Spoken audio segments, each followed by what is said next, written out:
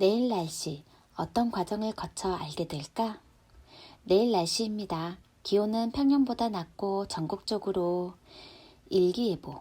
요즘은 각종 애플리케이션으로 더 쉽게 만나볼 수 있어요.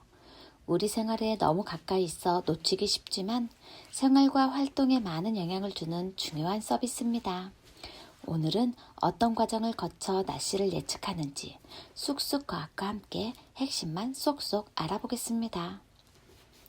미래의 날씨를 알려주는 일기예보, 어떤 과정으로 만들어질까요? 맛있는 케이크를 구우려면 설탕과 버터, 밀가루와 과일 등 여러 가지 재료가 필요해요. 일기예보도 마찬가지죠. 1단계는 기상정보 관측하기, 재료를 준비하는 단계입니다. 대형 레이더와 인공위성에서부터 동료 풍향계와 온도계까지 여러 장비를 사용해 구름의 분포, 풍향 등 온갖 정보를 수집해요. 날씨는 한 나라만의 현상이 아니에요. 따라서 일기예보에는 세계 각 지역의 정보가 필요해요. 우리 혼자서 조사하기에는 세계가 너무 넓어요. 그래서 여러 나라가 관측한 기상 정보를 공유하고 정보를 수집합니다. 2단계로 기상 정보 모으기는 각 지역, 나라 관측한 기상 정보를 모으는 단계입니다. 파스타를 쌓아놓고는 스파게티가 되지는 않죠. 면을 조리하고 소스를 준비해야 합니다. 재료를 요리해야 음식이 완성되는 것처럼 세계 각지에서 모은 기상 정보를 슈퍼컴퓨터에 입력해 분석하는 것이 3단계 기상 정보 분석하기입니다. 이 과정에서 사용되는 것이 수치예보 모델, 기상 모델이에요. 슈퍼컴퓨터가 계산한 결과가 바로 일기예보로 나오는 것은 아니에요. 컴퓨터는 분석 결과를 내놓아요. 앞으로 날씨가 변화할 추정 범위라고 할 수 있어요.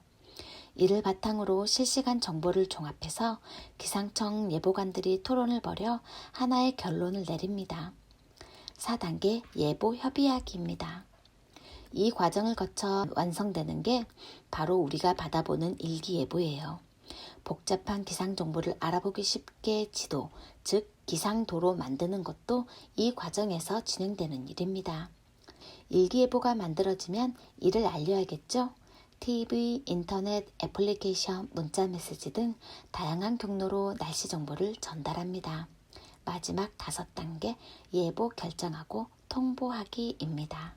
수치예보 모델은 지구의 대기를 바둑판 모양으로 나누고 각 구역마다 관측 자료를 입력하면 기상 요소들의 영향과 변화를 수학적으로 계산하도록 만든 컴퓨터 프로그램이에요.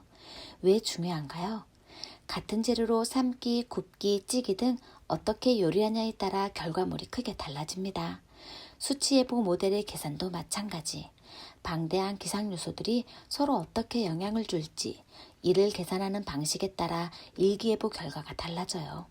더 좋은 모델을 개발하고 도입하기 위해 기상청이 계속 노력하고 비싼 슈퍼컴퓨터를 도입하는 이유입니다.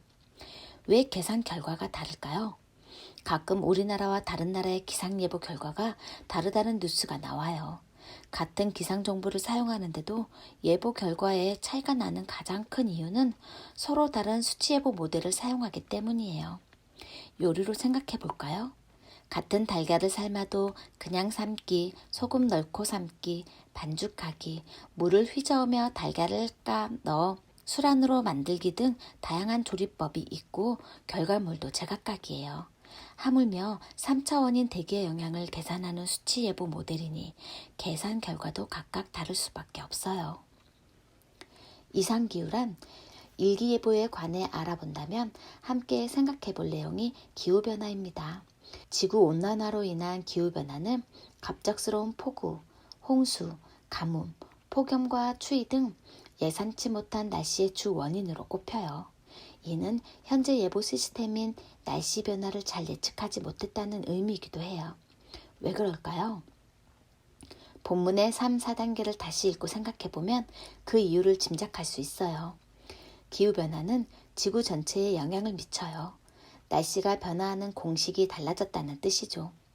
이는 수치예보 모델에게도 기상예보관들에게도 경험한 적 없는 변화예요. 요리로 생각하면 조미료 맛이 예전과 달라지거나 물에 끓는 온도가 달라지고 있는 셈이에요.